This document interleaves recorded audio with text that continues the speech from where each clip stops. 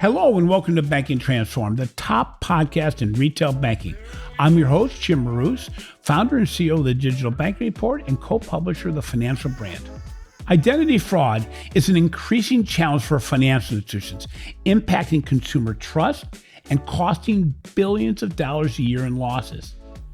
To combat this threat, financial institutions must streamline the authentication process while also improving the overall customer experience. When fraud or identity theft does occur, customers want fair, equitable, and fast resolution with a pain-free, frictionless access to their impacted accounts. We are happy to have Chad Gluff, Senior Director of Global Identity and Fraud Solutions for TransUnion on the show today.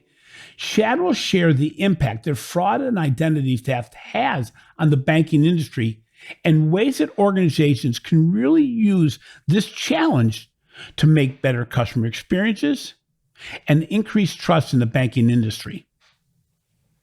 Welcome to the show today, Chad. According to Javelin Research, fraudulent accounts resulted in a combined loss of $24 billion in 2021 and affected 15 million U.S. consumers. This was an increase of 79% from 20 to 21, illustrating the challenges that financial institutions have in trying to keep pace with increasingly sophisticated criminal activities. Just as frightening, new account fraud increased by 109% in 2021, with account takeover fraud increasing by 90% during the same period. So, Chad, to get us started, how has COVID impacted the world of identity and fraud for financial service companies? And do you expect this to change as we ease out of the pandemic? Yeah, Jim. So we saw some really interesting patterns that we weren't expecting with COVID. As you are very well aware, COVID immediately increased digital channels, right? Where brick and mortar financial institutions weren't open. Generally, when we see that in the identity and fraud space, we expect a major shift in fraud instances. But however, we started doing research through COVID, and we weren't really seeing the increase that we were expecting. In fact, in some of the traditional forms of fraud that we tag at TransUnion, account takeover, like you just mentioned, synthetic identity fraud, we actually saw instance rates go down and kind of left us scratching our head a little bit until we started to take a look at some of the government agencies and the programs that they were putting out there in place. And we saw that we were getting some very early reports on the PPP loans, state unemployment insurance, and the expectation that there was a tremendous amount of fraud going on in those programs. And simply kind of came to the conclusion that fraudsters, being incredibly smart and a very nimble group, decided that it wasn't worth the time and effort it took to try and defraud financial institutions, where they could take government agencies on instead. Those programs have since gone away. And the discussions that we've had with financial institutions is you can expect the fraudulent activity to come back, and probably at an increased rate. So our message to the market is make sure that you're prepared. Understand that while the activity might have gone away a bit during COVID, that the fraudsters are going to come back at financial institutions because that's where the money is. So when you're talking about fraud and fraudsters, when it comes to the impact on financial institutions, what are the most important areas of fraud that financial institutions are having to deal with? And just as importantly, what types of solutions need to be utilized to combat these types of fraud? Sure, and there's no channel that's safe, Jim. There really isn't. Fraudsters, like I said, incredibly bright. They're nimble. There was always a belief in the market that they're going to focus on faceless channels, right, where they could go digitally and online. Simply not the case. We see a lot of fraud happening in indirect lending, where fraudsters are sitting down in auto dealerships for hours, right, and filling out the paperwork to take a car and then shipping it overseas. So yeah, there really isn't a channel that's safe, whether it's DDA account opening, which oftentimes is kind of your foot in the door at a financial institution, the lending products, credit cards, all of those channels are being hit with fraud. And, I wish I could sit here and tell you that there's a silver bullet, right? That you could just implement a solution or a tactic and you can keep fraudsters out. There just isn't. So really, it's a combination of data and technology, right? And being able to run your requirements, right? Your KYC checks, your OFAC and red flag checks, but then also following up with technology, right? There have been some really great advances in the identity and fraud landscape and the tools that are utilized, that with not just looking at kind of static PII information, but looking at how consumers are connecting to your institution, how they're communicating, how they're accessing accounts.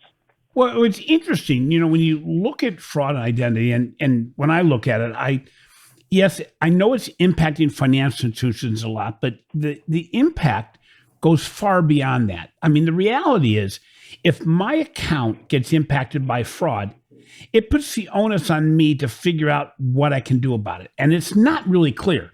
I mean, I get messages every once in a while from the credit bureau saying, your information on the dark web. And okay, so what do I do? Organizations really have to come to the forefront and help consumers in the process, because in some cases, banks and credit unions are shutting down accounts. How important is the overall solution when it comes to trust and when it comes to customer care, as far as organizations, that how quickly they can get the customer back up to speed again? Sure, and being the victim of identity theft, right, is a horrible experience, right? I mean, talk to anyone that's had to go through it. It's difficult to get kind of out underneath that rock.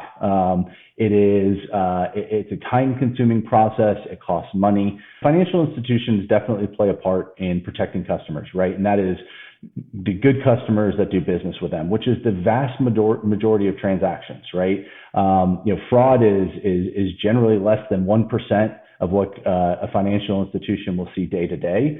So making sure that you're able to protect the good customers, and just as importantly, you're able to offer a great customer experience. It's not hard to do business with you because you've got friction put up by fraud solutions, is incredibly important. And then being able to quickly transition to where a transaction doesn't look right? One of your tools is telling you that something's off. Being able to then put a lot of friction up to keep the bad actors out. So given that, and you hit upon a good point that, trying to let it so the good players can come in and the bad players are kept out. I'm a banker at heart, and I understand that many financial institutions are just highly risk averse. It's almost like they want no losses. As a result, what happens is a lot of customers that should be able to open an account are either kept out, or the process is so cumbersome that we really are closing out a major part of the marketplace for fear that they may go bad. How do organizations work to make it so they can open the doors more fully while still not putting themselves at tremendous risk? Sure. And at TransUnion, we have kind of a mantra when we're looking at developing solutions, optimizing solutions in the marketplace, that we want to deliver a friction-right experience, right? So that those good customers are able to transact, they're able to do the things that they want to do day to day with their financial institution, and that the financial institution makes that easy.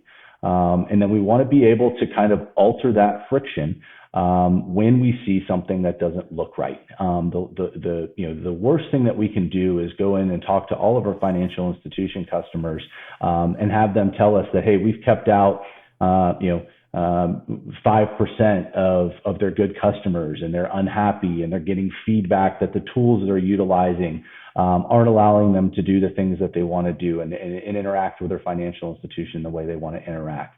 And it's not an easy thing to do, as you can imagine, Jim, right? And we're constantly looking at the tools that we're developing, the solutions that we're bringing to market, to make sure that for the best of our ability, we're making that transaction by transaction, we're helping make that decision as easy as possible for the financial institution. So when you go into a financial institution, how outdated are most current fraud and identity solutions? So it's gotten better. I think that over the last several years, financial institutions have realized how big of a problem fraud is. 5 years ago, Jim, when I would go in, it'd be hard for a financial institution to tell me that a loss was tagged to a bad credit decision or it was tagged to fraud. That's kind of where we were in the process. So they've gotten better. We've gotten well past just the let's check the box for KYC because the regulators make us do that. Most financial institutions have a pretty good solution stack when it comes to identity and fraud. The problem is that this is an ever-changing world, right? These guys, especially the rings, right, are very, very adept at being able to manipulate systems. They're very tech savvy. They understand the internet and how to access things. So, message to the financial institutions is you can't just set a program or process in place and let it sit there, right? It has to be constantly stress tested. You have to be looking at new solutions because the mode of attack is going to change consistently. And I know that's not an easy message for financial institutions to hear. Oftentimes it's expensive. It's a cost center, right? They're not making any money on fraud products. But the worst thing that you can do is get a reputation within some of these fraud rings that you're an easy target because it would be tough to stay in business. These guys, they really are a dangerous group that have the means, the methods, and the intelligence to be able to commit pretty significant levels of attack. So I'm going to go back a little bit because it really is at the foundation of everything we're talking about. What actually is digital identity? How is it established, and what tools are used to verify and authenticate digital identity? Sure. So it's not necessarily a new term per se, but it is. Think of it as the way that you interact online, right? The things that you do, the devices and the tools that you do, and being able to take that information back and tie it to an individual. Right. That's really kind of the crux of a digital identity. It's one of those things too, Jim. If you ask 10 people, you're going to get 10 different answers. There isn't an exact definition to it. But one of the things that we've really tried to work on at TransUnion over the last several years is being able to tie kind of that digital identity, or another term for it would be an online identity, to an offline persona, right? So that we know that Jim Marous is your name, that this is your birth date, this is your address, this is your social security number, right? Kind of more static things when it comes to identity verification. But then also being able to tie, hey, this is how Jim also accesses his financial institution account. This is the device that we've seen. This is the device that he used to set up his account. We know that this device belongs to Jim. We also know that this device should access this account because we've seen it before. And those are the things that we're really working on when it comes to kind of digital identity and digital authentication, is being able to tie all of those things together so that in real time, as you're logging into your DDA account or you're logging on to pay your credit card account, we can give our financial institutions comfort in knowing that all of the things that we're seeing as part of this transaction go together, and Jim's low risk. It's interesting because one of the elements that your firm, TransUnion, really works on is you not only try to limit fraud and identity theft, but really it's a completely new way of looking at the entire journey and saying, how do we do this under the umbrella of making it so it's a decent and acceptable customer experience? I mean, it was in the past, it used to be, hey, you know what? I'm just trying to limit my risk as a financial institution. If it's tough on the customer, I'm doing it for, we use the comment, we're doing it for their behalf. Well, that's not going to cut it anymore because when a person's, let's say, opening a new account or they're trying to transact and over again, they're getting messages. If that customer experience is a negative one, the customer is going to find somebody that's going to do it in a more fluid and more customer-friendly way. So how does TransUnion work with financial institutions, not only to flag potential fraud, but do this in a way that makes it so the customer not only trusts their financial institution, but wants to work with them because you're not making it just too difficult? Sure. And like I said, that conversation has changed over the last, 5 years or so, right? Where, I mean, Jim, you can probably remember if you wanted to open a bank account, you had to come in with, a social security card and a driver's license. And if you didn't have the right information, you have to go back home and bring it back in. those days are all well and gone, right? You need to be able to open an account almost instantaneously. It needs to be in a faceless channel. So all of the tools that we develop and that we bring to market have to allow almost real-time risk assessment. It needs to be passive, right? The consumer doesn't even need to know that it's going on. We need to be able to then, to bring those risk signals together and deliver it back to the financial institution. Again, all in milliseconds to be able to say, okay, this consumer looks good. And whether it's the first time the financial institution has seen the customer and we're really running kind of a verification of the identity, or whether it's the customer coming back to accounts that they've established and being able to re-authenticate that consumer. All of it needs to be done extremely quickly in a digital environment. And again, without a consumer even knowing that it's happening or going on. Because like you said, it takes one bad customer experience right now for a financial institution to potentially lose that customer. Like, choices have never been more prevalent for consumers on where they want to do their banking. And you don't have a lot of chances, right? You better make sure that you do it right the first time. It's interesting because when you open up an Apple Card, it's 5 screens. It takes about 4.5 minutes.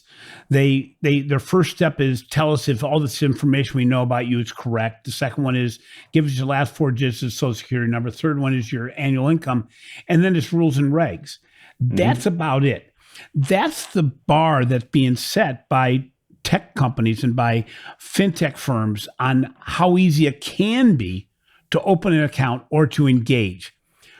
What are some of the things that you see that financial institutions still hang on to the past where you can really bring them into the future as far as, let's talk about know your customer and fraud things. For instance, I had a financial institution we interviewed here that talked about the fact that their process was 3 minutes. And I thought, wow, that's astounding. That's really great. And then I tried to open the account and I realized that what they were talking about is 3 minutes internally to open the account. It was about 15 minutes for me to open an account. They asked for, as you referenced earlier, they asked for my driver's license number. They asked me for a lot of what I'm going to call legacy ways of verifying who I was. How do you work with financial institutions that really keep one foot firmly in the past as the way they've always done it and try to move them forward? Because you do have technology, you do have solutions that are alternatives to traditional ones that are going to make it go faster, correct? Absolutely, 100%. And I will keep this financial institution nameless for this podcast, but I had a group show me their online application, which required 17 clicks on your iPhone.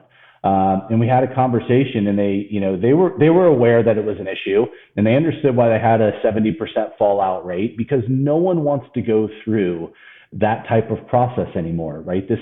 We're in a real-time world, right? So what we really try and do is bring as much of the data that we have in-house to the financial institution to see if there are some things that TransUnion stores that we've got readily available that can help speed up this process.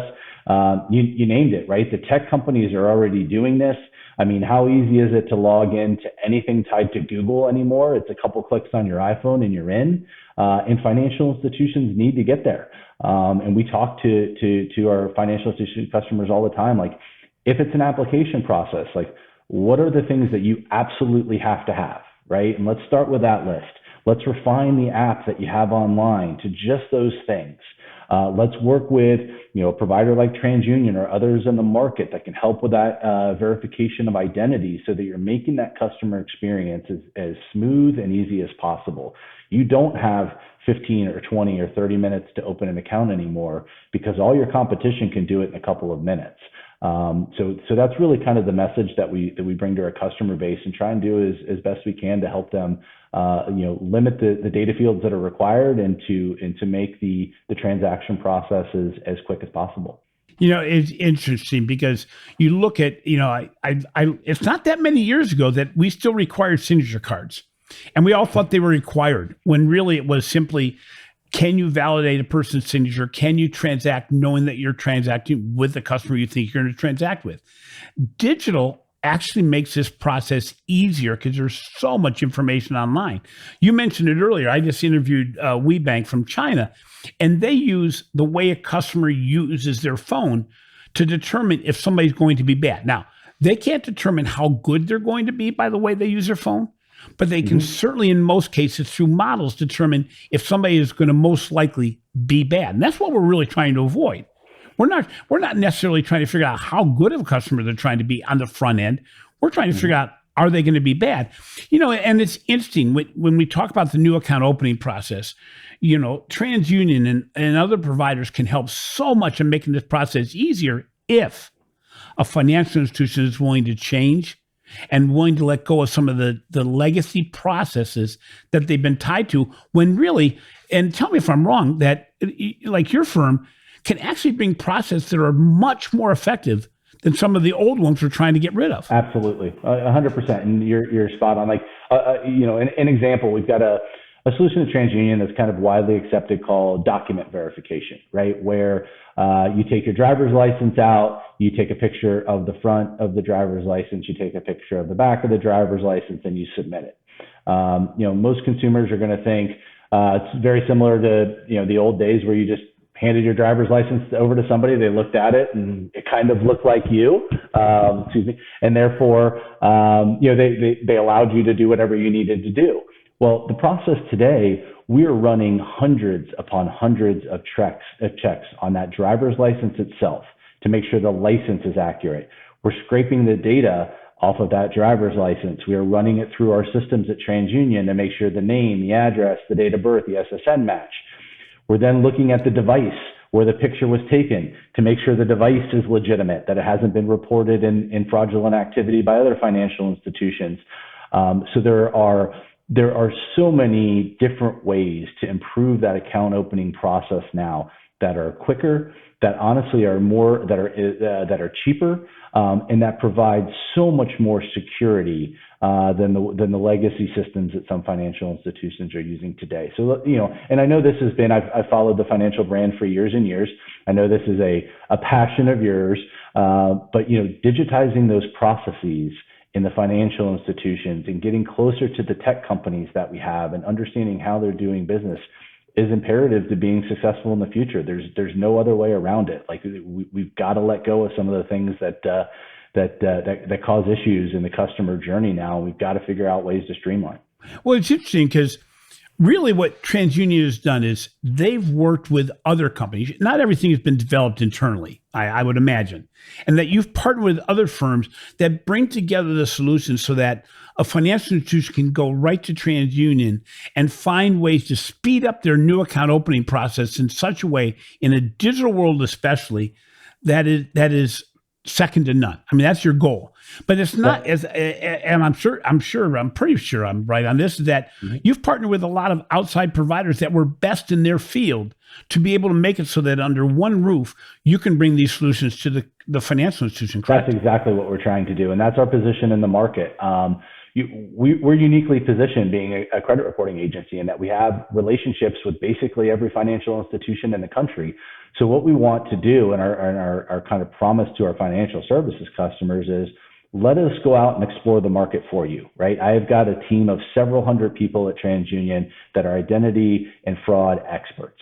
We're going to scour the market. We're going to see what's best in class today. We're going to continue that. We're either going to acquire companies. We've had 4 or 5 acquisitions in the last couple of years to help our position in market. Or like you said, we're going to partner and we're going to figure out the best way to bring a palette of solutions to a financial institution that they can look at and they can say, this makes sense for my business. Here are the 3, 4, 5, 6 different things that we like.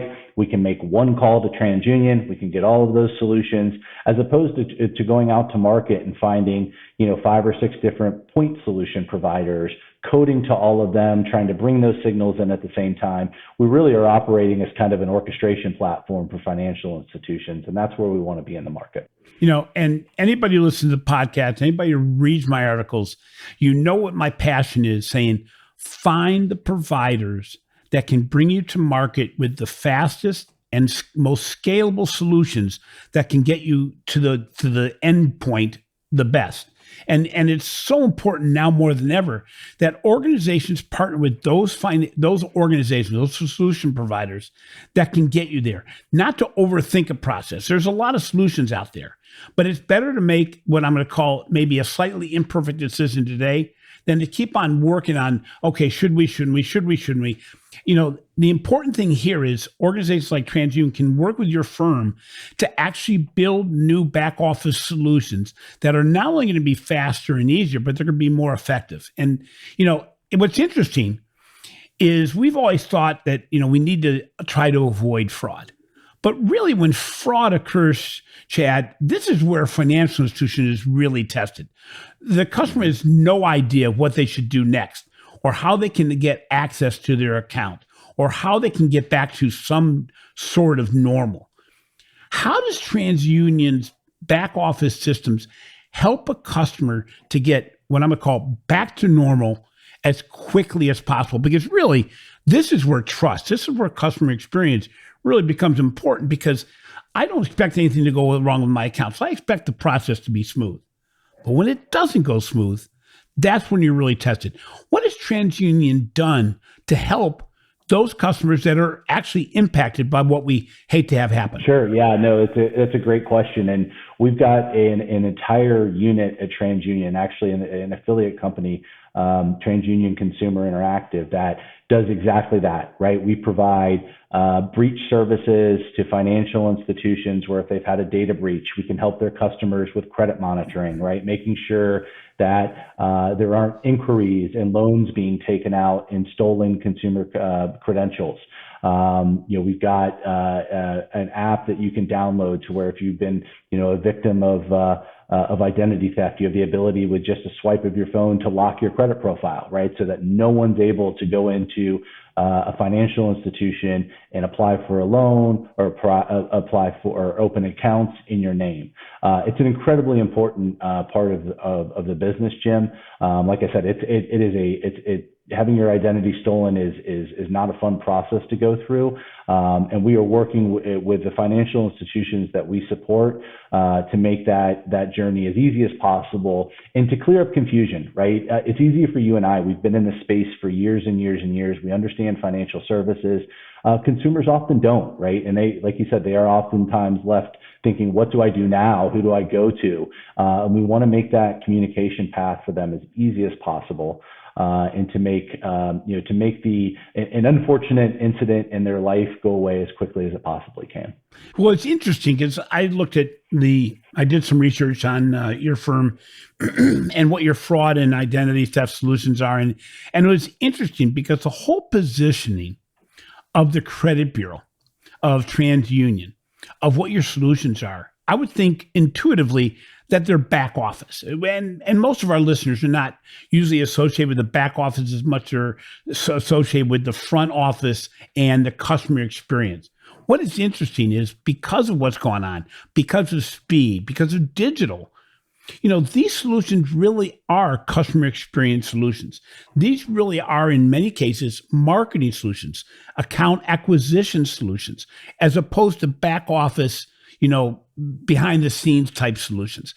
I think it's important for everybody to realize that these are the kind of solutions that can be a make or break for your customer acquisition goals, for your customer experience goals, for customers that want to engage. I mean, this also can be an educational process where content can be developed that can help a customer help themselves. Because part of the fraud issue has to do with the customers not doing the right thing as opposed to the financial institution not doing the right thing or a complete outsider.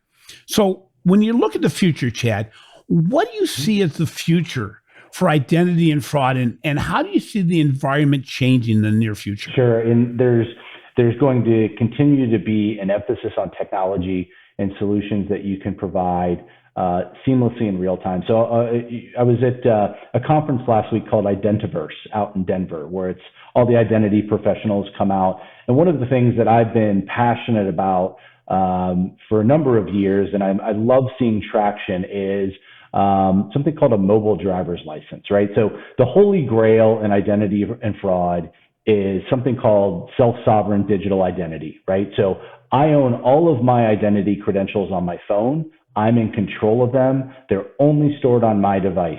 If a financial institution wants to run an identity check, they need information from me, I have the ability through biometrics, a thumbprint or a facial scan, to push my credentials out to that financial institution. It's being adopted. There are several states that are working on it now. So that document will live on your device. You can dictate where it goes, who has access to it, how much of it is accessible depending upon what you're applying for. And I really think that could be part of the future of identity and fraud.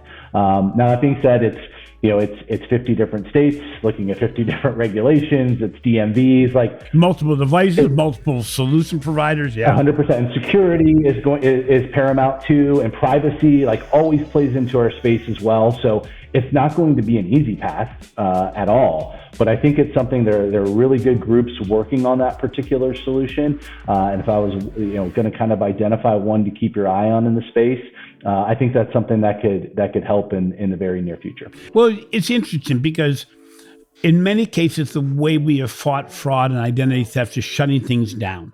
I think what you just brought up is really the marketplace is trying to work together to find ways to reopen some of the ways that people want to transact, want to engage, want to open accounts, and doing it in such a way that is universal. I mean, the universality of it all is a big challenge because, as you said, you got 50 different states, you got multiple providers, you got multiple devices. What Apple does isn't the same thing that Google wants to do, and there's completely different solutions being impacted. But it works well for everybody. So, finally, how can banks and credit unions find out more about TransUnion solutions?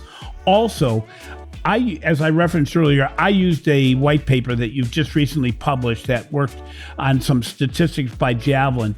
How do they get that white paper as well? Yeah, so everything's available on our website, right? TransUnion.com. Also, if you're a financial institution, you've got a TransUnion sales representative that's probably talking to you quite a bit. They will have all the information on our TruValidate solution set, which is our identity and fraud products. My team is the go-to-market team. We will have discussions with financial institutions. We kind of come in, show, and present solutions in the identity and fraud space. Those are the best ways to connect with TransUnion. Great.